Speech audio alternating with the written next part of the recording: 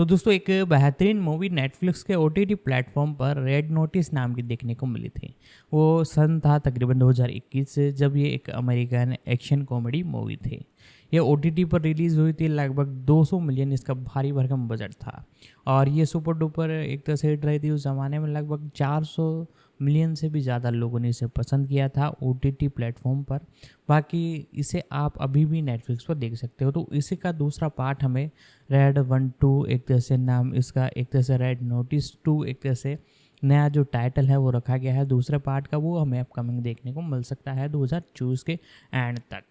बाकी दोस्तों जितनी भी जानकारी है इसके बारे में मैं आपको बताता हूँ, वीडियो को लाइक कर दें। एक अमेरिकी एक्शन कॉमेडी फिल्म है जिसे रोशन मार्शल थर्बर ने लिखा और निर्देशित किया है, जिसमें ड्वेन जॉनसन के साथ रयान रेनल्स, गैल गैडोट और ऋतु आर्या मुख्य भूमिका में है। यह सेंट्रल इंटेलिजेंस 2016 और स्काई स्क्रैपर 2018 के बाद थर्बर और जॉनसन के बीच तीसरा सहयोग है। फिल्म में एक एफबीआई एजेंट अनिच्छा से एक प्रसिद्ध कला चोर के साथ मिलकर एक और भी कुख्यात चोर को पकड़ने के लिए काम करता है। मूल रूप से यूनिवर्सल पिक्चर्स द्वारा रिलीज की योजना बनाई गई फिल्म को वितरण के लिए नेटफ्लिक्स द्वारा अधिग्रहित किया गया था। यह 5 नवंबर 2021 को एक सीमित नाटकीय रिलीज से शुरू हुआ। 12 नवंबर 2021 को मंच पर डिजिटल रूप से स्ट्रीमिंग होने से पहले इसे अपने कथानक और पटकथा लेखन के लिए आलोचकों से मिश्रित से नकारात्मक समीक्षाएं मिली। हालांकि प्रदर्शन, विशेष रूप से जॉनसन और रेनल्स, एक्शन दृश्यों और हास्य की प्रशंसा की गई। नेटफ्लिक्स का दावा है कि यह फिल्म अपने पहले सप्ताहांत में सबसे ज्यादा देखी जाने वाली फिल्म बन गई। साथ ही नेटफ्लिक्स पर प्लेटफॉर्म पर रिलीज के 28 दिनों के भीतर सबसे ज्यादा देखी जाने वाली फिल्म भी बन गई। यह 2021 की 5वीं सबसे ज्यादा स्ट्रीम की जाने वाली फिल्म भी बन गई। अचार 2 सीक्वेल विकास में एच और जॉनसन, रेनल्स, गैडोट और थर्बर के साथ बैक टू बैक फिल्माए जाएंगे। 5-6 कथानक। पहली शताब्दी ईसा पूर्व के दौरान रोमन जनरल मार्क एंटनी ने मिस्र की रानी क्लियोपेत्रा को शादी के तोहफे के रूप में 3 जराऊ अंडे दिए। ये अंडे समय के साथ खो गए, जब तक कि 1907 में एक किसान को 2 अंडे नहीं मिल गए, लेकिन आखिरी अंडा 2000 से अधिक वर्षों तक खोया रहा। वर्तमान में जॉन हार्टले एक एफबीआई प्रोफाइलर है जो रोम में म्यूजियो नाजियोनेल डी कास्टेल सेंटेंजेलो में प्रदर्शित अंडों में से एक की चोरी की जांच करता है। साथ ही इंटरपोल एजेंट उर्वशी दास भाई अंडा चुराने के बाद विश्व स्तर पर वांछित कला चोर नोलन बूथ भागने में सफल हो जाता है, लेकिन बाली में अपने घर पर हार्टले और इंटरपोल को पाता है। वे बूथ को गिरफ्तार कर लेते हैं, लेकिन इससे पहले बूथ की मुख्य प्रतिद्वंद्वी सारा द बिशप ब्लैक अंडा चुरा लेती है और हार्टले को फंसा देती है। दास हार्टले को बूथ के साथ एक सुदूर रूसी जेल में कैद करवा देता है, यह मानते हुए कि चोरी के लिए वह जिम्मेदार है। हार्टले सुझाव देता है कि वह और बूथ ब्लैक को हराने के लिए मिलकर काम करें। अगर वह हार्टले को उसे कैद करने में मदद करता है, तो बूथ दुनिया का नंबर 1 कला चोर बन जाएगा और हार्टले का नाम साफ हो जाएगा। यह जोड़ा जेल से भाग जाता है और वेलेसिया के लिए रवाना होता है ताकि दूसरा अंडा चुरा सके, जो वर्तमान में हथियार डीलर सोटो वोस के पास है। वे उसकी मुखौटा गेंद में घुसपैठ करते हैं और अंडे के लिए वोस की तिजोरी में ब्लैक से लड़ते हैं। ब्लैक बताती है कि वह वोस के साथ काम कर रही है और वे हार्टले को तब तक प्रताड़ित करते हैं जब तक बूथ तीसरे अंडे का स्थान नहीं बता देता है। ब्लैक वोस को धोखा देता है और मिस्र के लिए निकल जाता है, जहां बूथ दावा करता है कि वह है। बूथ हार्टले को बताता है कि उसने झूठ बोला था। अंडा असल में अर्जेंटीना में एक गुप्त स्थान पर है, जो उसके दिवंगत पिता की विशेष घड़ी पर अंकित है, जो कभी एडल्फ हिटलर के निजी कला क्यूरेटर रूडोल्फ जीच की थी। जंगल में खोज करते हुए उन्हें एक गुप्त बंकर मिलता है जिसमें नाजी कलाकृतियां हैं, जिसमें तीसरा अंडा भी शामिल है। ब्लैक इसे चुराने के लिए आता है, लेकिन दास और पुलिस तीनों को रोक देती है। हार्टले, बूथ और ब्लैक एक प्राचीन 1931 मर्सिडीज बेंज 770 में भाग जाते हैं। बूथ को पता चलता है कि हार्टले असल में एफबीआई प्रोफाइलर नहीं है, बल्कि एक खगैर, और ब्लैक के साथ बिशप की भूमिका साया करता है। हार्टले और ब्लैक एक जोड़े एच और एक टीम के रूप में काम करते हैं। उन्होंने शुरू से ही पूरी डकैती की योजना बनाई थी। बूथ का इस्तेमाल करके उन्हें तीसरे अंडे तक ले जाया गया। बूथ आत्मसमर्पण कर देता है और वे उसे हथकड़ी लगाकर छोड़ देते हैं। काहिरा में हार्टले और ब्लैक एक मिस्र के अरबती को उसकी बेटी की शादी के लिए उपहार के रूप में 3 अंडे देते हैं। फिर वे उसे धोखा देते हैं। इंटरपोल शादी में छापा मारता है और आरोपी को गिरफ्तार कर लेता है। 6 महीने बाद हार्टले और ब्लैक सार्डिनिया में अपनी नाव पर बूथ को ढूंढते हैं। वह उन्हें बताता है कि उसने दास को उनके केमन आइलैंड्स खाते के बारे में बताया था जिसमें अंडों के लिए $300 मिलियन का भुगतान था, जिसे दास ने फ्रीज कर दिया, जिससे उनके पास कोई पैसा नहीं बचा। यह प्रतिशोध में था कि उसने उसे हथकड़ी लगा दी थी। बूथ यह भी बताता है कि इंटरपोल उन्हें पकड़ने के लिए आ रहा है और अगर वे उसे एक नई डकैती में मदद करते हैं तो भागने की पेशकश करता है, जिसे 3 व्यक्तियों को पूरा करना होगा। वे सहमत होते हैं और दास उन सभी पर लाल नोटिस लगाता है। तीनों अपनी अगली डकैती के लिए पेरिस में लहवर की जासूसी करना शुरू करते हैं। फिल्म के $200 मिलियन के प्रोडक्शन बजट और नेटफ्लिक्स के वैश्विक फिल्म प्रमुख स्कॉट स्टुबर के बयान के कारण की कंपनी की बड़े बजट की टेंटपोल फिल्मों को उपलब्धता के पहले 28 दिनों के भीतर 70 मिलियन से अधिक दर्शकों को आकर्षित करने की आवश्यकता है। न्यूयॉर्क ऑब्जर्वर ने अनुमान लगाया कि रेड नोटिस को सफल माने जाने के लिए कुल मिलाकर लगभग 200 मिलियन घंटे, लगभग 83 मिलियन घरेलू दर्शक की आवश्यकता होगी। 27 यह फिल्म रिलीज के दिन नेटफ्लिक्स पर सबसे ज्यादा देखी जाने वाली फिल्म बन गई। 45 सांबा टीवी के अनुसार रिलीज के पहले 3 दिनों में इसे संयुक्त राज्य अमेरिका में 4.2 मिलियन घरों, यूनाइटेड किंगडम में 7,21,000, जर्मनी में 3,32,000 और ऑस्ट्रेलिया में 42,000 लोगों ने देखा है। 46 टीवी टाइम ने बताया कि यह अपने पहले सप्ताहांत में संयुक्त राज्य में दूसरी सबसे ज्यादा स्ट्रीम की गई फिल्म थी। 47 अंग्रेजी भाषा की फिल्मों के लिए शीर्ष 10 नेटफ्लिक्स साप्ताहिक रैंकिंग से पता चला कि यह 148.72 मिलियन घंटों के साथ सबसे ज्यादा स्ट्रीम की गई फिल्म थी। यह नेटफ्लिक्स पर अपने पहले सप्ताहांत में किसी भी फिल्म के लिए सबसे अधिक दर्शकों की संख्या थी।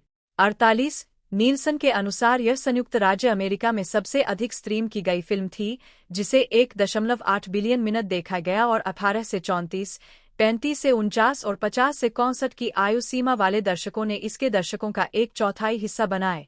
49 50 अपनी रिलीज के 11 दिनों के भीतर यह बर्ड बॉक्स को विस्थापित कर रिलीज के 28 दिनों के भीतर नेटफ्लिक्स पर सबसे ज्यादा देखी जाने वाली फिल्म बन गई।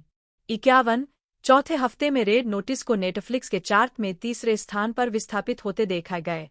52 नेटफ्लिक्स ने 28 दिसंबर 2021 को खुलासा किया कि रेड नोटिस ने रिलीज के पहले 28 दिनों में 361.02 मिलियन घंटों की दर्शकों की संख्या जमा की। 53 सांबा टीवी के अनुसार फिल्म को रिलीज के पहले 30 दिनों में 9.8 मिलियन घरों में देखा गया था। 54 नीलसन ने कहा कि यह 2021 में अमेरिका में 5वीं सबसे ज्यादा स्ट्रीम की गई फिल्म थी, जिसे 5,528 मिलियन मिनट देखा गए। 55 56 फिल्म ने जून 2023 में जारी नए नेटफ्लिक्स व्यूअरशिप मीट्रिक में भी 230.9 मिलियन व्यू के साथ शीर्ष स्थान हासिल किए। 57 बॉक्स ऑफिस जबकि नेटफ्लिक्स अपनी फिल्मों की थिएट्रिकल बॉक्स ऑफिस ग्रॉस का खुलासा नहीं करता है, डेडलाइन हॉलीवुड ने अनुमान लगाया है कि फिल्म ने अपने शुरुआती सप्ताहांत में 750 थिएटरों से 1.5 मिलियन की कमाई की। 15 नवंबर तक चल रहे थिएट्रिकल ग्रॉस $2 मिलियन से काफी ऊपर था। 46 आलोचनात्मक प्रतिक्रिया समीक्षा एग्रीगेटर रॉटन टोमाटोज पर 175 आलोचकों में से 37% ने फिल्म को सकारात्मक समीक्षा दी है, जिसकी औसत रेटिंग 4.8/10 है। वेबसाइट के आलोचकों की आम सहमति में लिखा है, रेड नोटिस का बड़ा बजट और ए-लिस्ट कास्ट एक शानदार सक्षम एक्शन कॉमेडी है, जिसकी भड़कीली सामग्री केवल औसत दर्जे के परिणामों को और अधिक सिर खुजलाने वाली बनाती है। 58 मेटाक्रिटिक पर 38 आलोचकों के आधार पर फिल्म का भारित औसत स्कोर 100 में से 37 है, जो आमतौर पर प्रतिकूल समीक्षा दर्शाता है। 59 वैरायटी के पीटर डेब्रूज ने फिल्म को मजेदार, तेजतर्रार और अक्सर मनोरंजन कहा और लिखा, यह सब उचित रूप से चतुर है जब तक आप इसकी बहुत बारीकी से जांच नहीं करते हैं। रेड नोटिस नेशनल थ्रेजर पर थर्बर का स्पिन हो सकता है, जिसमें आर्केओ क्लासिक गंगा दीन का उतना ही डीएनए है। 60 द हॉलीवुड रिपोर्टर के डेविन रूनी ने कहा, आप ड्वेन जॉनसन, रयान रेनल्स और गैल गैडोट को एक चंचल कॉमेडी से भरपूर तेजतर्रार एक्शन थ्रिलर में शीर्षक देने के मस्कुलर मार्की मूल्य के साथ बेहस नहीं कर सकते, भले ही यह रेड नोटिस जैसा खाली कैलोरी मनोरंजन हो। 61 लॉस एंजल्स टाइम्स के लिए फिल्म की समीक्षा करते हुए जस्टिन चांग ने लिखा, हॉलीवुड इन दिनों मूल सामग्री के बारे में क्या सोचता है? इसकी एक निराशाजनक याद दिलाता है। रेड नोटिस उन आत्मचेतनापूर्ण रूप से जटिल, अंततः व्युत्पन्न लंबी धोखाधड़ी में से एक है जो इतनी मेहनत करती है कि बेपरवाह लगती है कि वे आपको थका देती है। अंत में यह क्लिच है जो आराम की गारंटी देता है। 62 पुरस्कार। रेड नोटिस को 2022 गोल्डन थ्रिलर अवार्ड्स में सर्वश्रेष्ठ एक्शन के लिए नामांकन मिला। 63 खरबर को 2021 Georgia film critics association awards में जॉर्जिया सिनेमा में उत्कृष्टता के लिए ओगलथोर्पे पुरस्कार के लिए नामांकित किया गया था। 65 भविष्य। अगस्त 2020 की शुरुआत में ऐसी खबरें थीं कि नेटफ्लिक्स रेड नोटिस का सीक्वल विकसित करना चाह रहा था। 66 नवंबर 2021 में हीराम गार्सिया ने घोषणा की कि सीक्वल के लिए अस्थायी योजनाएं थीं, जिसमें कहा गया था कि खरबर ने आधिकारिक तौर पर एक सीक्वल पेश किया था और इसमें शामिल सभी क्रिएटिव इसके विकास के बारे में आशावादी थे, जबकि यह घोषणा करते हुए कि नेटफ्लिक्स ने आधिकारिक तौर पर उन्हें बताया था कि वे फिल्म श्रृंखला को जारी रखने में रुचि रखते हैं। 67 निर्माता ने बाद में कहा कि संभावित सीक्वल में दुनिया भर में अतिरिक्त डकैतियों में शामिल सितारों की तिकड़ी शामिल होगी, जबकि इस बात की पुष्टि करते हुए कि इसका विकास पहली फिल्म के स्वागत पर निर्भर था। 68 जॉनसन ने अपने सोशल मीडिया पर रेड नोटिस को मिले सकारात्मक दर्शक स्वागत का जश्न मनाया और कहा कि अभी और भी बहुत कुछ आना बाकी है। 69 इस घोषणा के बाद की रिलीज ने नेटफ्लिक्स के लिए अब तक का रिकॉर्ड दर्शक संख्या निर्धारित की है। जॉनसन ने भविष्य की फिल्म की घोषणा के बारे में और भी जानकारी दी। 71 थर्बर ने बाद में कहा कि अगर सीक्वल को हरी झंडी मिल जाती है तो उनका इरादा लगातार 2 सीक्वल फिल्माने का है। 72 दिसंबर 2021 में हीराम गार्सिया ने एक बार फिर सीक्वल की योजनाओं पर चर्चा की, जिसमें कहा गया कि रेड नोटिस का अंत कहानी को स्थापित करता है। 73 जनवरी 2022 तक यह घोषणा की गई कि दोनों सीक्वल आधिकारिक रूप से विकास में है और बैक टू बैक फिल्माए जाएंगे। थर्बर एक बार फिर लेखक निर्देशक के रूप में काम करेंगे, जबकि जॉनसन, रेनल्स और गैरोथ अपनी अपनी भूमिकाओं को फिर से निभाएंगे। सीक्वल में कई सहायक कलाकार भी होंगे, जिसमें ओशियन फ्रेंचाइजी के समान कलाकारों की टुकड़ी की योजना बनाई गई है। Johnson, Hiram Garcia, Danny Garcia, खरबर और ब्यू फ्लिन निर्माता के रूप में लौटेंगे। फिल्में 7 बक्स productions, Flint pictures company, bad version productions और नेटफ्लिक्स ओरिजिनल फिल्म्स के बीच संयुक्त उद्यम निर्माण होंगे। फिल्मों का वितरण नेटफ्लिक्स द्वारा किया जाएगा। 71 75 76 77 78 अक्टूबर 2022 में यह घोषणा की गई कि दूसरी फिल्म की पटकथा समाप्त हो गई। उसी साक्षात्कार में निर्माता हीराम गार्सिया और फ्लिन ने पुष्टि की कि सीक्वल को लगातार फिल्माए जाने के लिए विकसित किया जा रहा है। 79 Dwayne Johnson, John Hartley, Ryan Reynolds Nolan Booth के रूप में, गैल गैडोथ, सारा ब्लैक बटा द बिशप, सोटो वॉयस के रूप में क्रिस डायमंटोपोलोस, ऋतु आर्या इंस्पेक्टर उर्वशी दास के रूप में, इवान मबाकोप तांबवे के रूप में, विंसेंजो अमातो निर्देशक गैलो के रूप में, सुरक्षा प्रमुख रिक्की के रूप में राफेल पेटार्डी, ब्रेना मैरी नारायण क्लियोपेत्रा के रूप में। इसके अतिरिक्त डैनियल बर्नहार्ट ने ड्रैगो ग्रांडे के रूप में एक कैमियो उपस्थिति दर्ज की है और गायक गीतकार इन शीरन ने खुद के रूप में एक बिना श्रेय वाली कैमियो भूमिका निभाई है। 7 उत्पादन विकास। 8 फरवरी 2018 को यह घोषणा की गई कि प्रमुख स्टूडियो ड्वेन जॉनसन और लेखक निर्देशक रॉसन मार्शल थर्बर की एक एक्शन कॉमेडी के अधिकारों के लिए बोली लगाने की जंग लड़ रहे थे। Universal Pictures, Warner Brothers Pictures, Sony Pictures और पैरामाउंट पिक्चर्स सभी पर विचार किया गए। फिल्म का निर्माण ब्यू फ्लिन द्वारा अपने फिल्म पिक्चर को बैनर के माध्यम से किया जाएगा और जॉनसन, डैनी गार्सिया और हीराम गार्सिया द्वारा अपने 7 बक्स प्रोडक्शंस बैनर के माध्यम से खरबर के बैड वर्जन इंक के साथ वेंडी जैकबसन कार्यकारी निर्माता के साथ। 8 अगले दिन यह घोषणा की गई कि यूनिवर्सल और लीजेंडरी ने बोली युद्ध जीत लिया है। उद्धरण की आवश्यकता। जून 2018 में जॉनसन के साथ गैल गैडोट के अभिनय की पुष्टि की गई। 9 और जुलाई 2019 में रयान रेनल्स को जोड़ा गए। 2 फरवरी 2020 में ऋतु आर्य और क्रिस डायमंटोपोलोस को भी कास्ट किया गए। 10 जॉनसन, रेनल्स और गैडोट को फिल्म में अभिनय करने के लिए 20 से $20 मिलियन का भुगतान किया गया था, जबकि खरबर को लेखन और निर्देशन के लिए $10 मिलियन का भुगतान किया गया था। 11-12 फिल्म पर काम करने के बाद गैडोट 2020 में दुनिया की तीसरी सबसे अधिक भुगतान पाने वाली अभिनेत्री बन गई। 13 $200 मिलियन के बजट में रेड नोटिस 2022 की द ग्रे मैन तक नेटफ्लिक्स की सबसे महंगी मूल फिल्म थी। 15 फिल्माने मुख्य फोटोग्राफी 3 जनवरी 2020 को अटलांटा, जॉर्जिया में शुरू हुई। 17 पहले फिल्म का निर्माण अप्रैल 2019 में शुरू होने की उम्मीद थी। जॉनसन द्वारा जुमांजी द नेक्स्ट लेवल पर फिल्मांकन पूरा करने के बाद 8 जुलाई 2019 को फिल्मांकन को 2020 की शुरुआत तक के लिए टाल दिया गए। 2 देश में कोविड-19 महामारी के कारण इटली में एक नियोजित शूटिंग रद्द कर दी गई थी। 14 मार्च को यह घोषणा की गई कि समग्र रूप से कोविड-19 महामारी के कारण उत्पादन अनिश्चितकाल के लिए रोक दिया गया था। 14 सितंबर 2020 को फिल्मांकन फिर से शुरू हुआ। 22 रेनल्स और गैडोट ने अक्टूबर के अंत तक अपने दृश्यों का फिल्मांकन पूरा कर लिए। 23 एक सप्ताह की शूटिंग के लिए रोम और सार्डिनिया, इटली जाने से पहले अटलांटा में उत्पादन 14 नवंबर को पूरा हुआ। 24 इटली में फिल्मांकन 18 नवंबर को पूरा हुआ। 25 फिल्म को $160 मिलियन के अनुमानित उत्पादन बजट के साथ हरी झंडी दी गई थी और जब तक यह रिलीज हुई तब तक रिपोर्ट की गई लागत $200 मिलियन तक पहुंच गई थी, जिससे यह नेटफ्लिक्स के इतिहास की सबसे महंगी फिल्म बन गई। 27 दृश्य प्रभाव कलाकार रिचर्ड आर. हूवर ने फिल्म के लिए समग्र दृश्य प्रभाव पर्यवेक्षक के रूप में काम किए। 28 रेड नोटिस पहली फीचर फिल्मों में से एक है जिसमें सिनेमेटोग्राफी के लिए first person view (FPV) drone उड़ान का व्यापक रूप से उपयोग किया गया है। FPV ड्रोन पायलट जॉनी शायर ने फिल्मांकन में भाग लिए। 29 संगीत 26 फरवरी 2020 को स्टीव जैब्लोस्की को रेड नोटिस के संगीतकार के रूप में घोषित किया गया था। जैब्लोस्की ने पहले निर्देशक रॉसन मार्शल थर्बर के साथ मिलकर 2018 में स्काईस्क्रेपर का स्कोर बनाया था।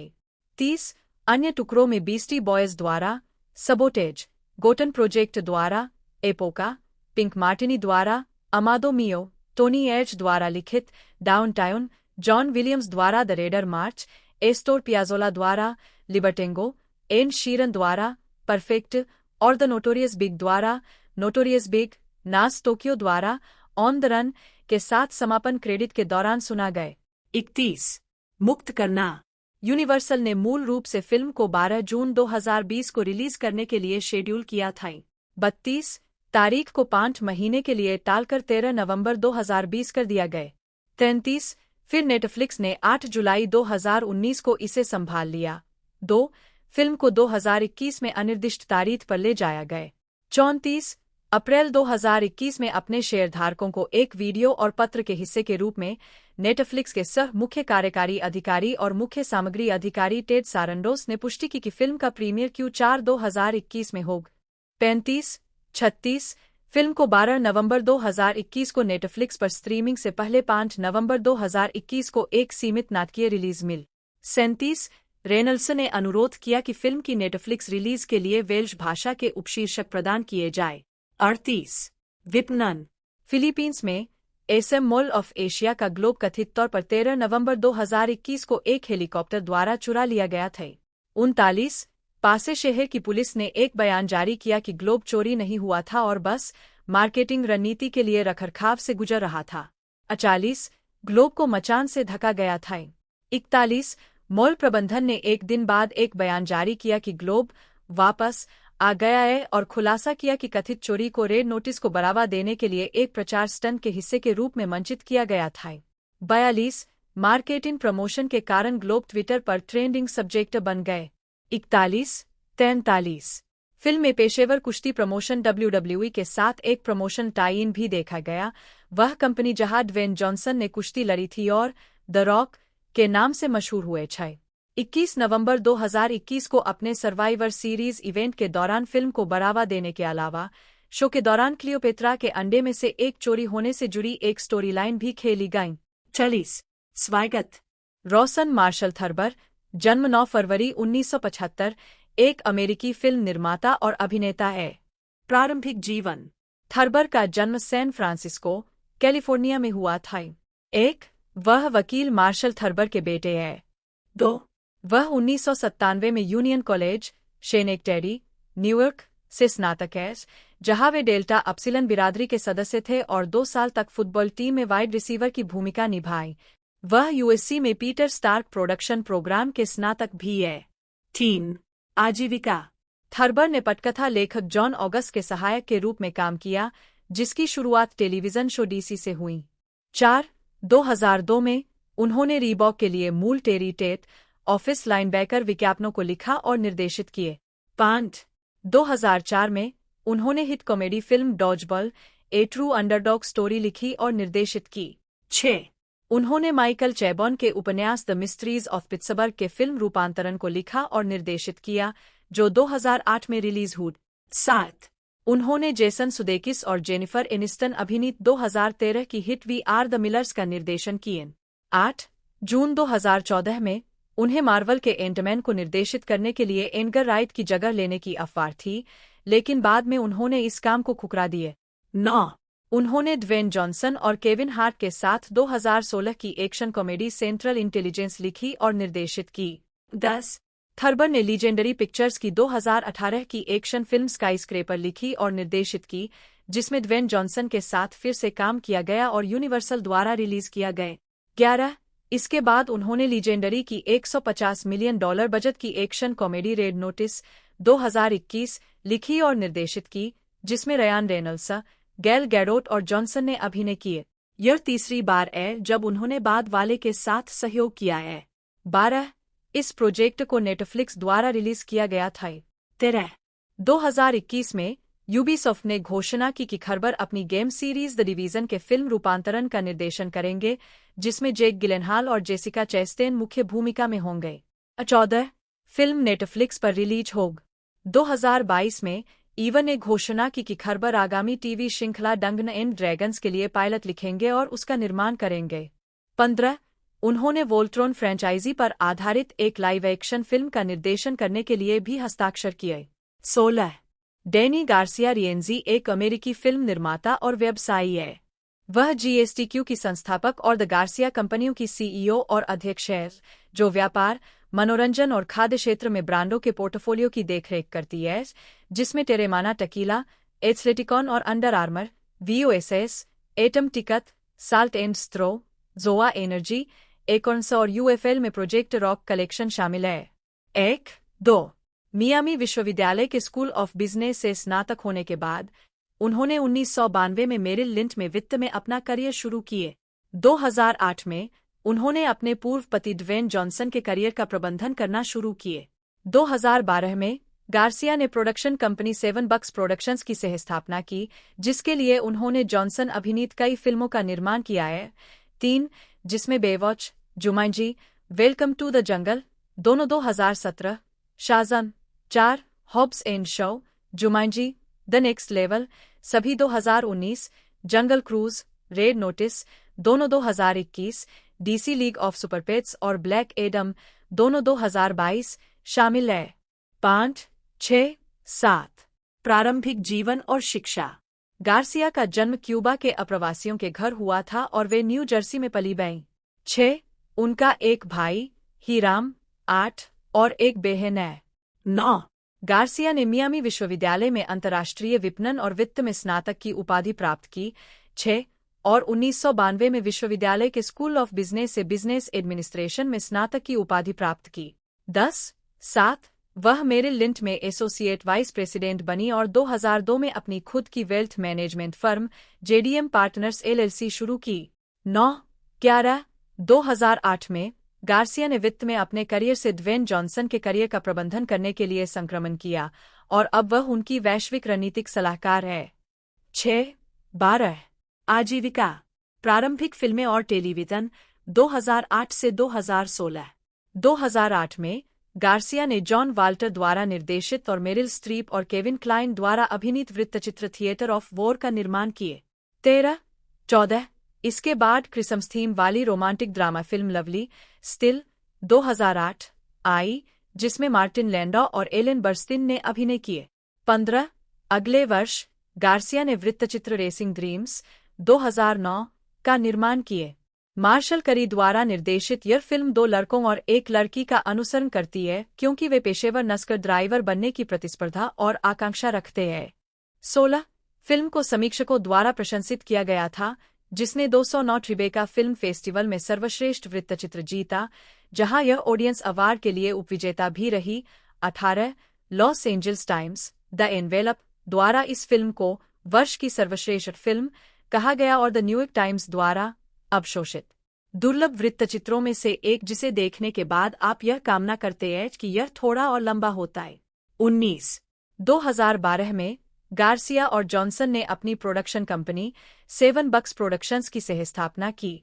3 इसके बाद गार्सिया ने रिक रोमन वॉ द्वारा निर्देशित और जॉनसन द्वारा अभिनीत एक्शन फिल्म स्निच 2013 का निर्माण किया।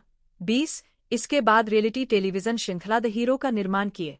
21 बाद में उन्होंने अपना मल्टीप्लेटफॉर्म उद्यम द गार्सिया कंपनीज और टीजीसी मैनेजमेंट, एक वैश्विक ब्रांड विकास और प्रबंधन कंपनी की स्थापना की, जो अभिनेता हेनरी कैविल और ड्वेन जॉनसन का प्रतिनिधित्व करती है।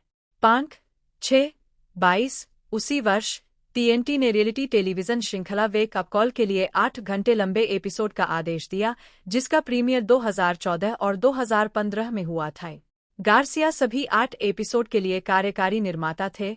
23 गार्सिया और जॉनसन ने बाद में लघु टीवी श्रृंखला मिलेनियर्स द म्यूजिकल 2016 के लिए एक डिजिटल चैनल लॉन्च किए। 20 ब्लॉकबस्टर सफलता 2017 से 2019 2017 में गार्सिया ने टीवी और वेब के लिए कई प्रोजेक्ट्स का निर्माण किया, जिनमें सभी जॉनसन ने अभिनय किए। पहला एचबीओ के लिए rock and a hard place था, जो जेल में बंद युवाओं के जीवन पर केंद्रित है। 25 26 27 इसके बाद अमेरिकी इंटरनेट व्यक्तित्व लोगन पॉल के साथ web series Logan Paul summer saga. 28 bro science life the series. 29 30 31 और लाइफलाइन आई। 32 33 बाद में गार्सिया ने अपनी पहली बड़े बजट की फिल्म बेवॉच 2017 का कार्यकारी निर्माण किया, जो सेठ गॉर्डन द्वारा निर्देशित एक एक्शन कॉमेडी फिल्म थी और इसी नाम की टेलीविजन श्रृंखला पर आधारित थी। फिल्म को आलोचनात्मक रूप से खराब माना गया। 34 लेकिन यह बॉक्स ऑफिस पर सफल रही, जिसने $69 मिलियन के उत्पादन बजट के मुकाबले दुनिया भर में $177.8 मिलियन की कमाई की। 35 गार्सिया ने इसके बाद Jumanji welcome to the jungle 2017 में काम किया। 6 जो जेक कस्तन द्वारा निर्देशित एक फंतासी एडवेंचर कॉमेडी फिल्म थी।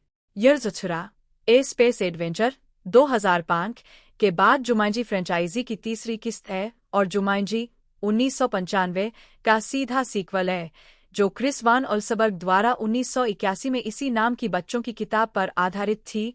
37 रैम्पेज 2018 ब्रैड पेटन द्वारा निर्देशित एक विज्ञान कथा राक्षस फिल्म और मिडवे गेम्स द्वारा इसी नाम की वीडियो गेम श्रृंखला अगले वर्ष रिलीज हुई। 38 इसने दुनिया भर में $428 मिलियन से अधिक की कमाई की। 39 और आलोचकों से मिश्रित समीक्षा प्राप्त की। 40 गार्सिया की अगली film sky scraper 2018। 6 रॉसन martial Thurber द्वारा लिखित और निर्देशित एक एक्शन फिल्म को समान आलोचनात्मक प्रतिक्रियाएं मिली। 41 गार्सिया ने तब डॉक्यूमेंट्री स्टंटमैन 2018 का कार्यकारी निर्माण किए। 42 वह एचबीओ के सबसे ज्यादा देखे जाने वाले आधे घंटे के कॉमेडी ड्रामा। 43 सीरीज बॉलर्स में एचबीओ के लिए कार्यकारी निर्माता के रूप में टेलीविजन पर लौट आई। 40 बेव फ्लिन जन्म 23 मार्च 1970 एक अमेरिकी फिल्म निर्माता है। उन्हें skyscraper, Rampage, San Andreas और हरक्यूलिस जैसी ब्लॉकबस्टर फिल्मों के निर्माण के लिए जाना जाता है, जिनमें ड्वेन जॉनसन ने मुख्य भूमिका निभाई थी। फ्लिन ने रिक्वीम फॉर ए ड्रीम, टाइगरलैंड, चोक और द हाउस ऑफ यस सहित स्वतंत्र फिल्मों का भी निर्माण किया है। उन्होंने 2001 से फिल्म अभिनेत्री मार्ले शेल्टन से शादी की है और उनकी 2 बेटियां हैं। आजीविका फ्लिन 18 साल से अधिक समय से academy of motion picture arts and sciences और प्रोड्यूसर्स गिल्ड ऑफ अमेरिका के सदस्य हैं। इंडस्ट्री में उनकी पहली नौकरी निर्माता स्कॉट रूडिन के कार्यकारी सहायक के रूप में थी।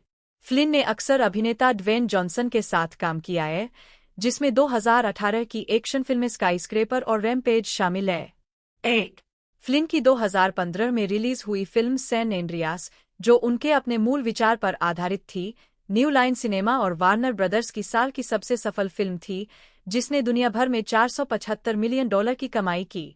एफपीसी की कुछ अन्य फिल्में यश, Baywatch, Hansel and Gretel, witch hunters, journey 2, the mysterious island, the rite और journey to the centre of the earth. Flynn ने प्रतिष्ठित थीम पार्क राइड पर आधारित डिज्नी फिल्म जंगल क्रूज का निर्माण किया, जिसकी शूटिंग मई 2018 में शुरू हुई थी। जॉनसन के साथ फ्लिन का यह 7वां सहयोग था, जिन्होंने एमिली ब्लंट के साथ भी अभिनय किया था। जंगल क्रूज के बाद फ्लिन और जॉनसन ने रॉसन मार्शल थर्बर के साथ फिल्म रेड नोटिस पर फिर से सहयोग किया, जो एक अंतर्राष्ट्रीय एक्शन थ्रिलर है जिसे उन्होंने नेटफ्लिक्स के लिए निर्मित किया था। 2. फ्लिन पिक्चर को की नवीनतम रिलीज 2022 डीसी कॉमिक्स बटा WB बटा न्यू लाइन ब्लैक एडम थी, जिसमें ड्वेन जॉनसन, पियर्स ब्रॉसन, क्विंटेसा स्विंडेल और नोआ सेंटिनो ने अभिनय किया था। भविष्य की परियोजनाएं। एफपीसी की भविष्य की परियोजनाओं में शामिल है डिज्नी की एनिमेटेड स्मैश फिल्म मोआना का लाइव एक्शन रूपांतरण, जिसमें ड्वेन जॉनसन माउई की भूमिका में है, एक उच्च अवधारणा वाली समय यात्रा एक्शन फिल्म अंडो, जिसकी पटकथा विल सिमंस ने लिखी है और हेनरी जोस्ट और रेल शुलमैन ने निर्देशित की है। An incident at Fort Bragg, एक सच्ची कहानी पर आधारित अलौकिक थ्रिलर। स्टिलवाटर 3, एक मूल विज्ञान फाई थ्रिलर। द 37वें पैरेलल और 7 वंडर्स, दोनों बेन मेजरिच के उपन्यासों पर आधारित है। रोड टू ओज, द वंडरफुल विजार्ड ऑफ ओज के लेखक एल फ्रैंक बॉम की जीवनी। फ्लिन पिक्चर को जीवित व्यक्ति की जीवनी के इस खंड में कोई संदर्भ या स्रोत शामिल नहीं है। कृपया विश्वसनीय स्रोत जोड़कर मदद करें। जीवित लोगों के बारे में विवादास्पद सामग्री जो स्रोतहीन या खराब स्रोत वाली है, उसे तुरंत हटा दिया जाना चाहिए। स्रोत खोजें। बेयू फ्लिन, समाचार पत्र, किताबें, विद्वान जेस्टर। अप्रैल 2021, जाने कि इस संदेश को कैसे और कब हटाया जाए। फ्लिन पिक्चर को न्यू लाइन सिनेमा और वार्नर ब्रदर्स पिक्चर्स के साथ 3 साल के ओवरहेड डील के तहत है, जिसके साथ बैनर का 12 साल से अधिक समय से करार है। फ्लिन पिक्चर को के कर्मचारियों में वरिष्ठ उपाध्यक्ष स्कॉट शेल्डन, उपाध्यक्ष शेल्बी थॉमस और क्रिएटिव एग्जीक्यूटिव एंडी पार्क शामिल है। व्यक्तिगत जीवन। फ्लिन और अभिनेत्री मार्ले शेल्टन ने जुलाई 2001 में शादी की। उनकी पहली बेटी वेस्ट फ्लिन का जन्म 6 सितंबर 2009 को हुआ था। 4. उनकी दूसरी बेटी रूबी जीन फ्लिन का जन्म 1 मई 2012 को हुआ था। 5, 6, 7. फिल्मोग्राफी। पतली परत। रयान रॉडनी रेनल्स ओबीसी, जन्म 23 अक्टूबर 1976, एक कनाडाई और अमेरिकी अभिनेता, निर्माता और व्यवसायी है। उन्होंने अपने करियर की शुरुआत कनाडाई किशोर सोप ओपेरा हिलसाइड 1991 से 1993 में अभिनय करके की और 1998 और 2001 के बीच sitcom two guys and a girl में मुख्य भूमिका निभाने से पहले छोटी भूमिकाएं निभाई। रेनल्स ने इसके बाद कई फिल्मों में अभिनय किया, जिनमें comedy National Lampoon's Van Wilder 2002, Waiting 2005 और द प्रपोजल 2009 और सुपरहीरो फिल्म ब्लेड ट्रिनिटी 2004 और ग्रीन लैंटर्न 2011 शामिल है। उन्होंने द क्रूड्स फ्रैंचाइज 2013 से 2020 और टर्बो 2013 में आवाज अभिनय किए। रेनल्स की सबसे बड़ी व्यावसायिक सफलता सुपरहीरो फिल्मों डेडपूल 2016, डेडपूल 2 2018 और डेडपूल एंड वुल्वरिन 2024 से मिली, जिसमें उन्होंने शीर्षक चरित्र निभाए। पहली फिल्म में उनके प्रदर्शन ने उन्हें गोल्डन ग्लोब पुरस्कार के लिए नामांकन दिलाए। उन्होंने drama woman in gold 2015, horror film life 2017 और एक्शन फिल्म 6 अंडरग्राउंड 2019, फ्री गाय 2021 और द एडम प्रोजेक्ट 2022 में भी अभिनय किया है और डिटेक्टिव पिकाचू 2019 में पिकाचू को आवाज दी है। रेनल्स को 2010 में पीपुल्स सेक्सिएस्ट मैन अलाइव नामित किया गया था और 2017 में हॉलीवुड वॉक ऑफ फेम पर एक स्टार से सम्मानित किया गया था। एक व्यवसाय के रूप में वह मिंट मोबाइल में स्वामित्व हिस्सेदारी रखते हैं और वेल्श फुटबॉल क्लब व्रेक्सहैम के सहमालिक हैं। बाद वाले को एमी पुरस्कार विजेता टेलीविजन सीरीज वेलकम टू व्रेक्सहैम में प्रलेखित किया गया है। 2020 में रेनल्स ने $610 मिलियन के सौदे के तहत एविएशन जिन की अपनी स्वामित्व हिस्सेदारी डियाजियो को बेच दी। 1. वह मैच ग्रुप के बोर्ड में भी बेचते हैं। 2. प्रारंभिक जीवन। रयान रॉडनी रेनल्स का जन्म 23 अक्टूबर 1976 को वैंकूवर, ब्रिटिश कोलंबिया में हुआ था। वह 4 बेटों में सबसे छोटे हैं। उनके पिता जेम्स चेस्टर रेनल्ड्स वन से सेवानिवृत्त होने और खाद्य थोक व्यापारी के रूप में काम करने से पहले एक रॉयल कैनेडियन माउंटेड पुलिसकर्मी थे। 3, 4, 5 उनकी मां तमारा नी स्टीवर्थ खुदरा बिक्री में काम करती थी। 6, 7 रेनल्ड्स के 2 भाई हैं जो ब्रिटिश कोलंबिया में कानून प्रवर्तन में काम करते हैं, जिनमें से एक अपने पिता के साथ RCMP में शामिल हो गए। 8, 9 उनके दादा चेस्टर रेनल्ड्स एक किसान थे जिन्होंने 1940 से 1944 तक अल्बर्टा की विधानसभा में स्टेटलर का प्रतिनिधित्व किया था। 10 रेनल्ड्स के आयरिश और स्कॉटिश वंशज और उनका पालन पोषण वैंकूवर के कित्सिलानो पड़ोस में रोमन कैथोलिक चर्च में हुआ था। 11, 12 और वेनियर ओंटारियो अब ओटावा में एक पड़ोस। 13 रेनल्ड्स 13 साल की उम्र से ही अभिनय में शामिल है। उन्होंने 1994 में कित्सिलानो सेकेंडरी स्कूल से स्नातक किया, जहां उन्होंने अभिनेता जोशिया जैक्सन के साथ पढ़ाई की। 14 रेनल्ड्स ने कई टेलीविजन सीरीज में छोटी भूमिकाएं निभाईं, लेकिन निराश हो गए और 19 साल की उम्र में क्वांटलेन पॉलिटेक्निक यूनिवर्सिटी में दाखिला लेने के लिए अभिनय छोड़ दिए। कुछ महीने बाद उनकी मुलाकात साथी अभिनेता क्रिस विलियम मार्टिन से हुई, जिन्होंने उन्हें फिर से कोशिश करने और अपने साथ लॉस एंजल्स जाने के लिए मना लिए। 15, 16 आजीविका ईयर भी देखें। रयान रेनल्ड्स फिल्मोग्राफी 1991 से 2003 प्रारंभिक कार्य। रेनल्ड्स का करियर 1991 में शुरू हुआ जब उन्होंने कनाडाई निर्मित 3 सोप ओपेरा हिलसाइड में बिली सिम्पसन के रूप में अभिनय किया, जिसे निकेलोडियन द्वारा संयुक्त राज्य अमेरिका में 15 के रूप में वितरित किया गया था। 1993 में रेनल्ड्स ने एक बच्चे की भूमिका निभाई जो अपने पिता की मृत्यु के बाद फिल्म खोडिंडी मैजिक में भारत से कनाडा चला जाता है। 17 1993 और 1994 के बीच उन्होंने मैक्रो के रूप में द ओडिसी में एक आवर्ती भूमिका निभाई।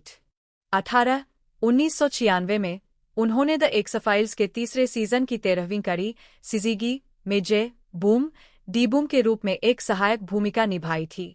1996 में रेनल्ड्स ने 2 भाग की लघु श्रृंखला इन कोल्ड ब्लड में हत्या की शिकार किशोरी नैन्सी क्लटर के प्रेमी बॉबी रूप की भूमिका निभाई, जो ट्रूमैन कैपोट के इसी नाम के गैरकाल्पनिक उपन्यास का रूपांतरण था। वह anthology the outer limits episode origin of the species में भी दिखाई दिए, जो मूल रूप से 14 नवंबर 1998 को प्रसारित हुआ था। 1998 की शुरुआत में रेनल्ड्स ने two guys a girl and a pizza place, बाद में इसका नाम बदलकर two guys and a girl कर दिया गया, में अभिनय किया, जिसमें उन्होंने शो के 4 सीजन के दौरान मेडिकल छात्र माइकल बर्गन की भूमिका निभाई। उन्होंने 2002 में नेशनल लैम्पून मूवी वैन वाइल्डर में अभिनय किया, माइकल डगलस और अल्बर्ट ब्रूक्स के साथ द इन लॉथ में दिखाई दिए। 2004 से 2015 रोमांटिक कॉमेडी और व्यापक मान्यता। रेनल्ड्स अप्रैल 2007 हालांकि उन्होंने मुख्य रूप से कॉमेडी में प्रदर्शन किया था, रेनल्ड्स ने 2004 की फिल्म ब्लेड ट्रिनिटी में एनिबल किंग के चरित्र की एक एक्शन भूमिका निभाने के लिए गहन शारीरिक प्रशिक्षण लिया था। 21 उसी वर्ष उन्होंने एक नर्स के रूप में Harold and Kumar go to White Castle में एक कैमियो भूमिका निभाई। रेनल्ड्स ने 1979 की horror film the Amityville horror के 2005 के रीमेक में जॉर्ज लुथ की भूमिका निभाई। 22 इसके अलावा 2005 में उन्होंने वेटिंग में मोंटी नामक एक वेटर की भूमिका निभाई और एमी स्मार्ट और अन्ना फारिस के साथ रोमांटिक कॉमेडी जस्ट फ्रेंड्स में संगीत कार्यकारी क्रिस ब्रेंडर के रूप में दिखाई दिया। जस्ट फ्रेंड्स में रेनल्ड्स ने अंत क्रेडिट पर आई स्वीयर को लिपसिंग किए। 24 वह टेलीविजन सीरियल स्क्रब्स के दूसरे सीजन के समापन में भी दिखाई दिए। 2007 में रेनल्ड्स ने टीबीएस सिटकॉम माई बॉयज के डॉशबैग इन द सिटी एपिसोड में ब्रेंडन के दोस्त एम्स के रूप में अतिथि भूमिका निभाई। रेनल्ड्स ने प्रीक्वल 20वीं Century Fox X Men film X Men Origins Wolverine में सहायक भूमिका में वेड विल्सन बटा वेपन 11 को चित्रित किया, जो 2009 में रिलीज हुई थी। 25 उन्होंने पहले 2005 में पटकथा लेखक डेविड एस गोयर के साथ डेडपूल के संभावित फिल्म रूपांतरण में अपनी रुचि और भागीदारी के बारे में बात की। 26 2009 में रेनल्ड्स ने द प्रपोजल में सैंड्रा बुलॉक के विपरीत एंड्रयू पैक्सटन को भी चित्रित किया। 27 और एडवेंचरलैंड में माइक कॉनेल। 2019 में गार्सिया ने द टाइटन गर्म्स का निर्माण किया, जो एक खेल प्रतियोगिता श्रृंखला है जिसका प्रीमियर NBC पर हुआ और इसे दूसरे सीजन के लिए नवीनीकृत किया गया है। 45 उसी वर्ष 7 बक्स ने स्टीफन मर्चेंट द्वारा लिखित और निर्देशित और गार्सिया द्वारा निर्मित जीवनी खेल comedy drama film fighting with my family के साथ अपना सनडांस फिल्म फेस्टिवल की शुरुआत की। 47 गार्सिया ने बाद में बीईटी के लिए 6 एपिसोड की डॉक्यूसीरियो फाइंडिंग जस्टिस का निर्माण किया, जो अमेरिका भर में अफ्रीकी अमेरिकी समुदाय में नायकों, नेताओं, अधिवक्ताओं और परिवर्तन एजेंटों की कहानियों पर केंद्रित है, क्योंकि वे अन्याय को उजागर करते हैं और उपचार और परिवर्तन लाने के लिए लड़ते हैं। 48 बड़े पर्दे पर लौटते हुए गार्सिया इसी नाम के डीसी कॉमिक्स चरित्र पर आधारित superhero film Shazam 2019, 4 the fast and the furious spin Hobbs and Shaw 2019 के लिए कार्यकारी निर्माता थे और जुमांजी द नेक्स्ट लेवल 2019 का निर्माण किया, जिसने 7 बक्स प्रोडक्शंस के सबसे बड़े वैश्विक ओपनिंग वीकेंड का रिकॉर्ड बनाए। 51 व्यवसाय विस्तार 2020 वर्तमान अगस्त 2020 में गार्सिया और जॉनसन ने उस संघ का नेतृत्व किया जिसने दिवालियापन से बाहर XFL को अपने संस्थापक विंस मैकमोहन से खरीदा, जो संयुक्त राज्य अमेरिका में एक प्रमुख पेशेवर खेल लीग में समान या बहुमत स्वामित्व हिस्सेदारी रखने वाली पहली महिला है। 52 गार्सिया ने अपने मूल 2001 अवतार के बाद से एक प्रशंसक और व्यवसायी दोनों के रूप में XFL के पुनरावृत्तियों का पालन किया है। 52 चेयरवुमन के रूप में गार्सिया ने ड्वेन जॉनसन और गेरी कार्डिनले के रेडबर्ड कैपिटल पार्टनर्स के साथ XFL के स्वामित्व समूह का नेतृत्व किया, जिसे 18 फरवरी 2023 को लॉन्च किया गया। 52 2023 के अंत में XFL को फॉक्स कॉरपोरेशन के स्वामित्व वाले USFL के साथ विलय कर दिया गया ताकि गार्सिया के पास आंशिक स्वामित्व बरकरार रहे। 2020 में कोई नया प्रोजेक्ट जारी नहीं करने के बाद गार्सिया ने Disney plus docuseries behind the attraction 2021, Disney plus documentary stuntman 2021 और क्लासिक 1955 डिज्नीलैंड राइड पर आधारित ब्लॉकबस्टर फिल्म जंगल क्रूज 2021 के लिए डिज्नी के साथ साझेदारी की। 53 उन्होंने यंग रॉक का भी निर्माण किया, जो लंबे समय से सहयोगी जॉनसन के जीवन पर आधारित एक अमेरिकी टेलीविजन सिटकॉम है। 54 55 56 57 उसी वर्ष गार्सिया ने अपने नवीनतम उद्यम GSTQ के शुभारंभ की घोषणा की। एक जीवन शैली और फैशन ब्रांड GSTQ में एक अत्यधिक curated ready to wear fashion संग्रह शामिल है। 58 पुरस्कार 2016 और 2018 में गार्सिया को वैरायटी पत्रिका की पावर ऑफ वीमेन रिपोर्ट में नामित किया गया था। 59 2018, 2019, 2020, 2021 और 2022 में उन्हें वैरायटी पत्रिका की 500 सूची में नामित किया गया था। 2020 में गार्सिया को नेशनल हिस्पैनिक मीडिया गठबंधन से उत्कृष्ट फिल्म निर्माता प्रभाव पुरस्कार से सम्मानित किया गया और द हॉलीवुड रिपोर्टर की 2021 वीमेन इन एंटरटेनमेंट पावर 100 सूची में नामित किया गया। 2021 में उन्हें क्रिएट एंड कल्टीवेट के 100 में नामित किया गया। 2021 में उन्हें एडवी की स्पोर्ट्स 2020 की सबसे शक्तिशाली महिलाओं की सूची में नामित किया गया था। 7 2022 में उन्हें एंटरप्रेन्योर पत्रिका की प्रभावशाली महिलाओं की सूची, इंक पत्रिका की महिला संस्थापक 100 इंच सूची और सक्सेस पत्रिका की 2022 की शीर्ष 25 सबसे प्रभावशाली नेताओं में नामित किया गया। व्यक्तिगत जीवन रिश्ते अप्रैल 2009 में पूर्व पति ड्वेन जॉनसन के साथ गार्सिया की मुलाकात ड्वेन जॉनसन से हुई जब वे दोनों मियामी विश्वविद्यालय के कॉलेज के छात्र थे और 3 मई 1997 को उनकी शादी हुई। जॉनसन से शादी करके वह समोअन अनोई परिवार में शामिल हो गईं। 61 उनका एक बच्चा है, पेशेवर पहलवान एवा रायन। 61 1 जून 2007 को जोड़े ने घोषणा की कि वे सौहार्दपूर्ण ढंग से तलाक ले रहे हैं। 61 मई 2008 में तलाक को अंतिम रूप दिया गया और गार्सिया अब जॉनसन की वैश्विक रणनीतिक सलाहकार है। 62 2014 में गार्सिया ने बॉडी बिल्डर और द गार्सिया कंपनीज के मुख्य स्वास्थ्य और फिटनेस ब्रांड अधिकारी डेव रिएंजी से शादी की। 7 वे लॉस एंजल्स और ओरलैंडो में रहते हैं और उनके पास 4 कुत्ते हैं। 53 हितो और शाक गार्सिया एक बॉडी बिल्डर है और अक्सर अपने व्यवसाय में अथक स्वभाव को आकार देने के लिए खेल को श्रेय देती है। उन्होंने पहली बार 2011 में प्रतिस्पर्धा की और 2014 में अपना international fitness and body building federation pro card अर्जित किए। वे वीडर रोस्टर में शामिल होने वाली पहली महिला फिजिक डिवीजन एथलीट थीं। 63 गार्सिया कई बोर्ड पदों पर है। 2008 में उन्होंने राष्ट्रव्यापी IAFA ड्रीम फाउंडेशन के हिस्से के रूप में बीकन एक्सपीरियंस की स्थापना की, जो जोखिम वाले छात्रों को हाई स्कूल से आगे अपनी शिक्षा जारी रखने के लिए प्रोत्साहित करता है। 9 उसी वर्ष उन्हें पीडियाट्रिक्स मेडिकल ग्रुप इंक के निदेशक मंडल के लिए चुना गए। 11 गार्सिया मियामी विश्वविद्यालय में एक ट्रस्टी है और मियामी विश्वविद्यालय के पूर्व छात्र संघ की वर्तमान अध्यक्ष है। कॉन्सेप्ट, फिल्मोग्राफी, निर्माता, अपने परिवार से लड़ना 2019, Jumanji the next level 2019, Jungle Cruise 2021, Red Notice 2021, DC League of Superpets 2022, Black Adam 2022, Moana 2026। कार्यकारी निर्माता। जनवरी 2018 में रेनल्सन ने प्रोडक्शन कंपनी मैक्सिमम एफर्ट की शुरुआत की और फॉक्स के साथ 3 साल का फर्स्ट लुक डील साइन किए। Maximum effort board game clue के लाइव एक्शन रूपांतरण पर काम कर रहा है, जिसे डेडपूल के लेखक रेथ रीज और पॉल वर्निक द्वारा लिखा जाएगा। 23 जून 2021 को मैक्सिमम एफर्ट प्रोडक्शन के मार्केटिंग डिवीजन को एक अलग कंपनी के रूप में अलग कर दिया गया और MNTN सॉफ्टवेयर द्वारा अधिग्रहित कर लिया गया। 63 रेनल्स मैक्सिमम एफर्ट की प्रेरक शक्ति है और उन्होंने अपनी कई फिल्म परियोजनाओं और पेलोटन और RM विलियम्स जैसे ब्रांडों के लिए विज्ञापन बनाए हैं। 65 रेनल्सन ने फरवरी 2018 में एविएशन अमेरिकन जिन में हिस्सेदारी हासिल की। 66 उन्होंने कहा कि उनकी रुचि एक मालिक से परे है और उन्होंने उत्पाद की रचनात्मक दिशा की देखरेख करने के साथ साथ व्यवसाय में सक्रिय भूमिका निभाने की योजना बनाई है। 67 नवंबर 2019 में रेनल्सन ने मिंट मोबाइल में स्वामित्व हिस्सेदारी खरीदी।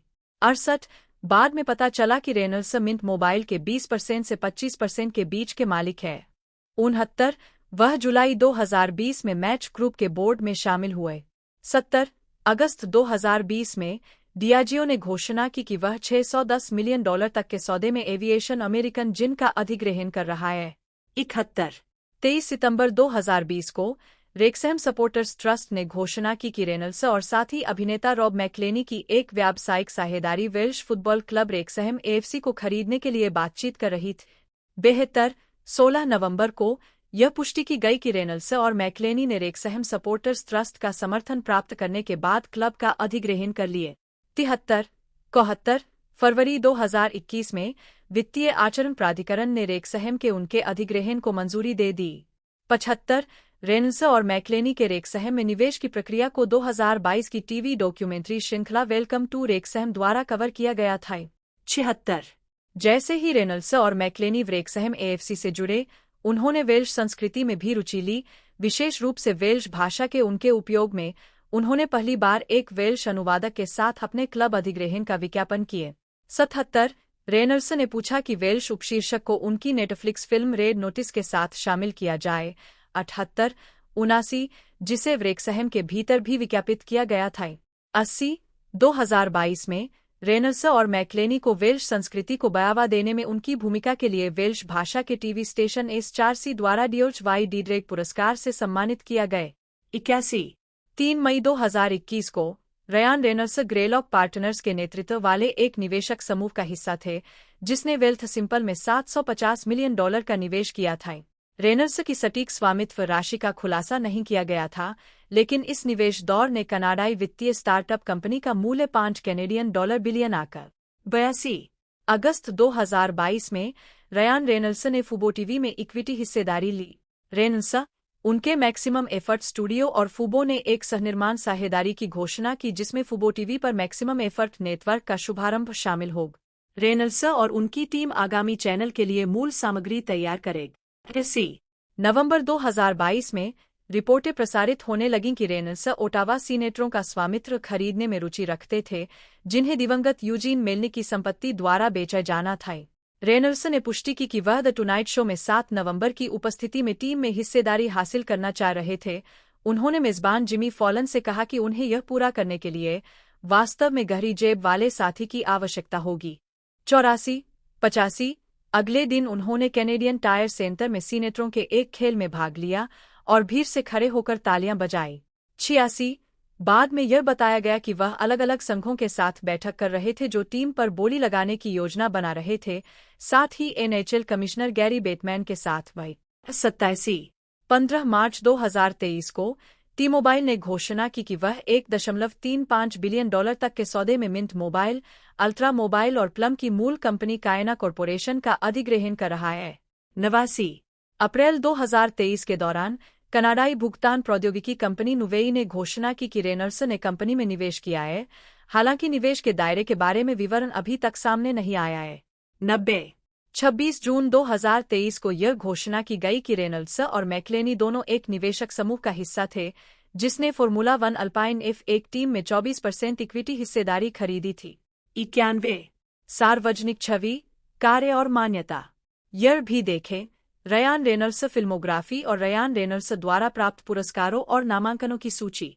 अक्टूबर 2008 में रेनल्ड्स ने द हफिंगटन पोस्ट के लिए लिखा कि वह अपने पिता के लिए 2008 के न्यूयॉर्क सिटी मैराथन में दौड़ने की योजना बना रहे थे, जो उस समय पार्किंसंस रोग से पीड़ित थे। 92 रेनल्ड्स 2007, 93 और 2009 में पीपुल्स सेक्सिएस्ट मैन अलाइव सूचियों में दिखाई दिए।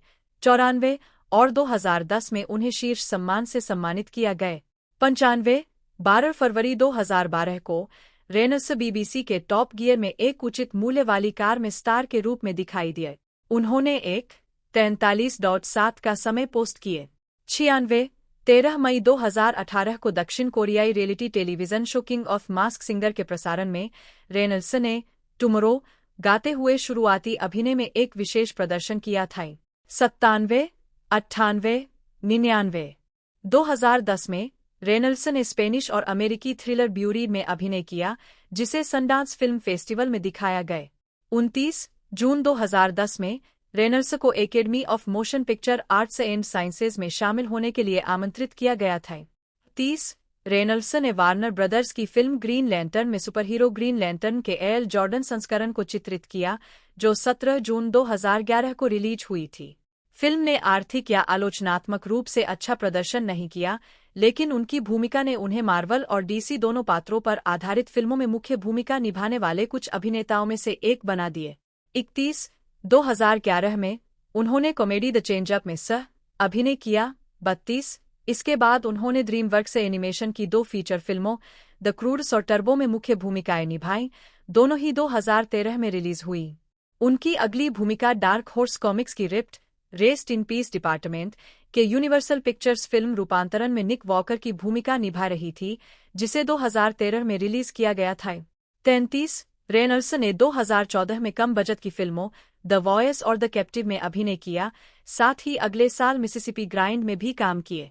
इसके बाद उन्होंने आर्थिक रूप से सफल जीवनी फिल्म वुमन इन गोल्ड में सहायक भूमिका निभाई, इससे पहले कि वह 2015 में सेल्स लेस के साथ थ्रिलर शैली में लौट आए। 2015 वर्तमान स्थापित अभिनेता और मार्वल कार्य। 2014 में द वॉइसेस के प्रीमियर में रेनल्ड्स। 2016 में रेनल्ड्स को डेडपूल के साथ आलोचनात्मक और व्यावसायिक सफलता मिली, एक ऐसी फिल्म जो 2000 की शुरुआत में विकास में थी। एक्स-मेन ओरिजिन्स वुल्वरिन में वेड विल्सन बटा वेपन 11 को चित्रित करने के बाद वह डेडपूल फिल्म के विकास में भारी रूप से शामिल हो गए। डेडपूल में चरित्र का रीबूट दिखाया गया। एक्स-मेन ओरिजिन्स वुल्वरिन की घटनाओं को नजरअंदाज किया गया और चरित्र के लिए एक नई बैक स्टोरी स्थापित की गई जो मार्वल कॉमिक्स स्रोत सामग्री के करीब थी। रेनल्ड्स ने डेडपूल के रूप में अपने प्रदर्शन से भुगतान नहीं करने का फैसला किया ताकि फिल्म रिलीज हो सके, और उनके पास जो थोड़ा वेतन था उसे सहलेखक रेट रीज और पॉल वर्निक के लिए सेट पर खर्च किए। 34 यह फिल्म बड़े 20वीं शताब्दी फॉक्स एक्स-मेन फिल्म ब्रह्मांड के भीतर होती है। डेडपूल ने कई बॉक्स ऑफिस रिकॉर्ड बनाए, जिसमें 62 बाजारों से $261.9 मिलियन की विश्वव्यापी ओपनिंग शामिल है, जो कि 2016 की सबसे बड़ी किसी आर-रेटेड फिल्म के लिए सबसे बड़ी और फॉक्स के लिए केवल star wars episode 3 revenge of the Sith $303.9 million के बाद दूसरी सबसे बड़ी कमाई थी। 35 36 इसने 606 आईमैक्स थिएटरों से $27.4 मिलियन के साथ अब तक की सबसे बड़ी आईमैक्स 2D विश्वव्यापी ओपनिंग भी दर्ज की, जिसने the dark night rise $23.8 million को पीछे छोड़ दिए। 37 38 फिल्म की वित्तीय और आलोचनात्मक सफलता ने स्टूडियो को सीक्वल के साथ आगे बढ़ने के लिए प्रेरित किए। इसके अलावा 2016 में रेनल्स ने एरियल रोमेन निर्देशित थ्रिलर क्रिमिनल में सहायक भूमिका निभाई थी। 15 दिसंबर 2016 को रेनल्स को 6801 हॉलीवुड बुलेवार्ड में हॉलीवुड वॉक ऑफ फेम पर एक स्टार मिला। 39-40 रेनल्स ने 2017 में साइंस फिक्शन थ्रिलर लाइफ में जेक गिलेनहॉल और रेबेका फर्ग्यूसन के साथ सह-अभिनय किया, जिसने उन्हें सेफ हाउस के निर्देशक डैनियल एस्पिनोसा के साथ फिर से जोड़। 41 रेनल्स ने जून 2017 में डेडपूल 2 का फिल्मांकन शुरू किए। फिल्म 18 मई 2018 को खुली। 43 मई 2019 में उन्होंने पोकेमोन डिटेक्टिव पिकाचू रेनल्स ने CGI जासूस पिकाचू के लिए आवाज दी और चेहरे की गति कैप्चर अभिनेता थे। 2015 के सैन डिएगो कॉमिक कॉन में डेडपूल के प्रचार के लिए रेनल्स। जनवरी 2019 में रेनल्स को उनके एब्सोलू खुशबू के लिए एक अभियान के साथ हरमानी कोर का चेहरा नामित किया गया था। 45 उस वर्ष भी उन्होंने माइकल बे द्वारा निर्देशित Netflix action thriller film 6 underground में अभिनय किए। 46 यह फिल्म 13 दिसंबर को रिलीज हुई थी। 47 दिसंबर 2019 में रेनल्स ने घोषणा की कि डेडपूल और वुल्वरिन पर काम चल रहा था और यह मार्वल सिनेमैटिक यूनिवर्स का हिस्सा होगा। 48 जिसका फिल्मांकन 23 मई 2023 से शुरू होगा। 49 फिल्म 26 जुलाई 2024 को रिलीज होगी। 50 रेनल्स ABC के गेम शो डोंट के कार्यकारी निर्माता है, जिसका प्रीमियर 11 जून 2020 को हुआ था। 51 जनवरी 2019 में यह घोषणा की गई थी कि वह द क्रूड्स के सीक्वल में गाय की आवाज के रूप में लौटेंगे। Film The Croods A New Age भी 2020 में रिलीज हुई थी। 53 2021 में रेनल्स ने 3 फिल्मों में अभिनय किए। पहली हिटमैन की पत्नी का बॉडीगार्ड पैट्रिक ह्यूजेस द्वारा निर्देशित और टॉम ओकॉनर और ब्रैंडन और फिलिप मर्फी द्वारा लिखित एक एक्शन कॉमेडी फिल्म है। यह फिल्म 2017 की फिल्म द हिटमैन की बॉडीगार्ड का सीक्वल है, जिसमें Reynolds, Samuel L Jackson, Salma Hayek और रिचर्ड ई ग्रांट भी थे, जिन्होंने अपनी भूमिकाएं दोहराई। अप्रैल 2019 की शुरुआत में रेनल्स ने अपनी दूसरी 2021 film science fiction action comedy film free guy की शूटिंग की, जिसका निर्देशन जॉन लेवी ने किया, जिसकी पटकथा मैट लीबरमैन और ज़क पेन ने लिखी और कहानी लीबरमैन ने लिया। रेनल्स एक बैकग्राउंड कैरेक्टर के रूप में अभिनय करते हैं, जिसे पता चलता है कि वह एक वीडियो गेम में रह रहा है। अवतार की मदद से वह गेम के निर्माताओं को अपनी दुनिया को बंद करने से रोकने की कोशिश करता है। जोडी कॉमर, लिल रिल होवेरी, उत्कर्ष अंबुदकर, जो कीरी और तायका वेटिटी की विशेषता वाली यह फिल्म 20वीं शताब्दी स्टूडियो द्वारा 13 अगस्त को संयुक्त राज्य अमेरिका में नाटकीय रूप से रिलीज की गई थी। 55 वर्ष की अपनी आखिरी फिल्म में रेनल्स ने ड्वेन जॉनसन और गैल गैडोट के साथ नेटफ्लिक्स की थ्रिलर रेड नोटिस में अभिनय किया, जिसे रॉसन मार्शल थर्बर ने लिखा और निर्देशित किए। 56 अक्टूबर 2021 में रेनल्स ने घोषणा की कि वह स्पिरिटेड के निर्माण के बाद अपने काम से थोड़ा ब्रेक ले रहे हैं। 57 मार्च 2022 में रेनल्स ने शॉन लेवी द्वारा निर्देशित नेटफ्लिक्स की science fiction adventure film the Adam project में अभिनय किए। 59 अगस्त 2024 में रेनल्स और उनकी पत्नी ब्लेक लाइवली पहले विवाहित हॉलीवुड जोड़े बन जाएंगे, जिनकी 2 अलग-अलग फिल्में एक ही सप्ताहांत में बॉक्स ऑफिस पर सबसे ज्यादा कमाई करेंगी।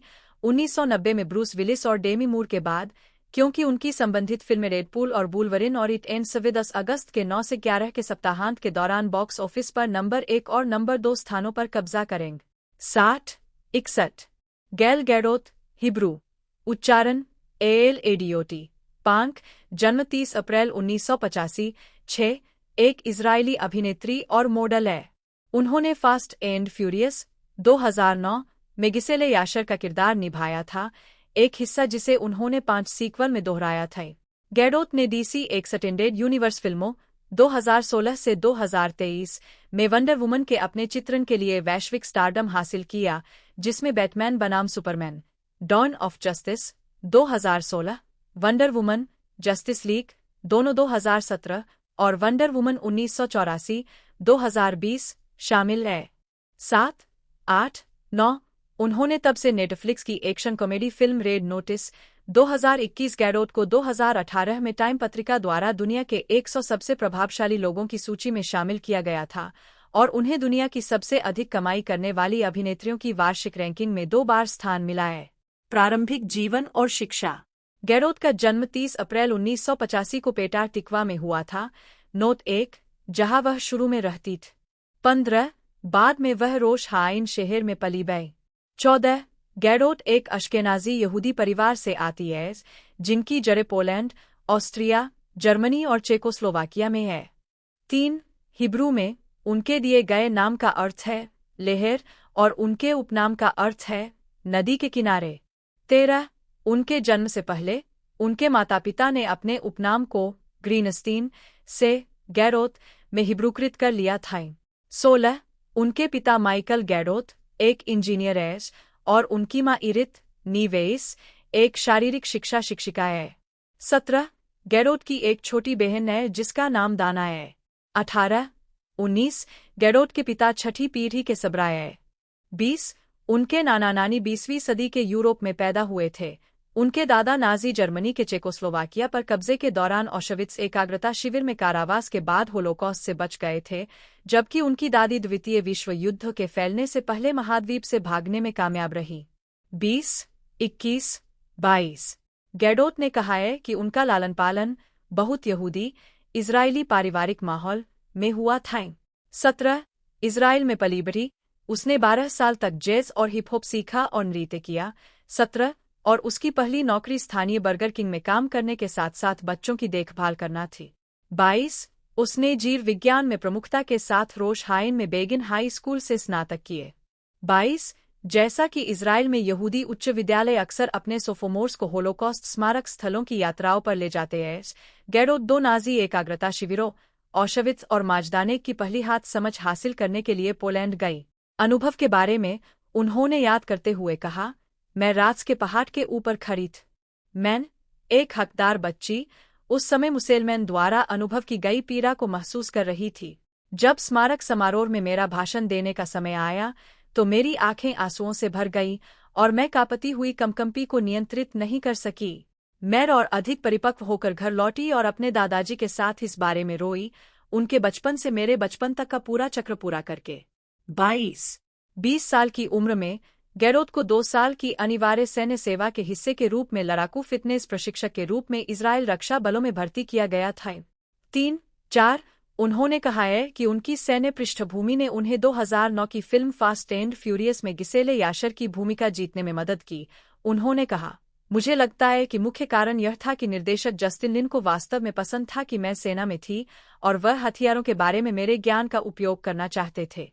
23, अपनी सैन्य सेवा के बाद गैरोथ ने इजराइल में आईडीसी हर्जलिया अब रिचमैन विश्वविद्यालय में कानून का अध्ययन किए।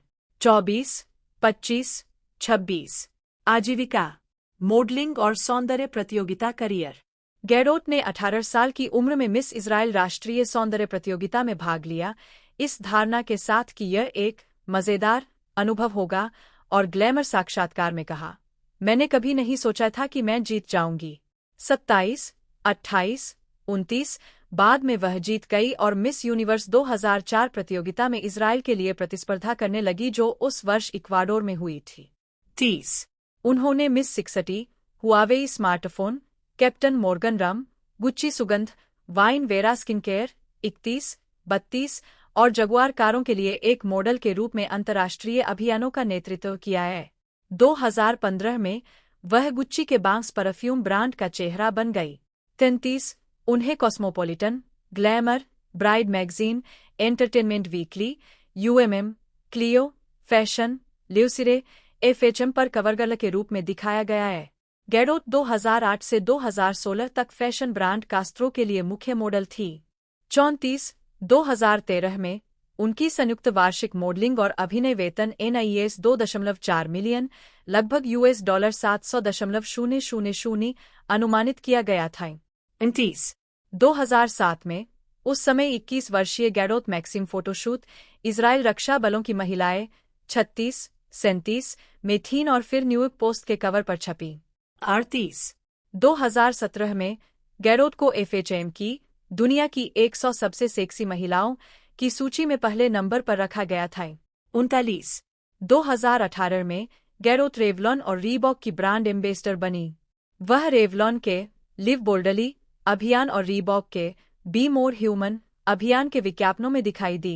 दोस्तों पिछला जो पार्ट है वो हमें 5 नवंबर 2021 को देखने को मिला था सीधा OTT प्लेटफॉर्म नेटफ्लिक्स पर, और यूनाइटेड स्टेट में से बनाया गया था। मेन बेस लैंग्वेज इसकी इंग्लिश थी। यदि आपको वीडियो अच्छी लगती है तो वीडियो को लाइक कीजिएगा। मिलते हैं अगले वीडियो में।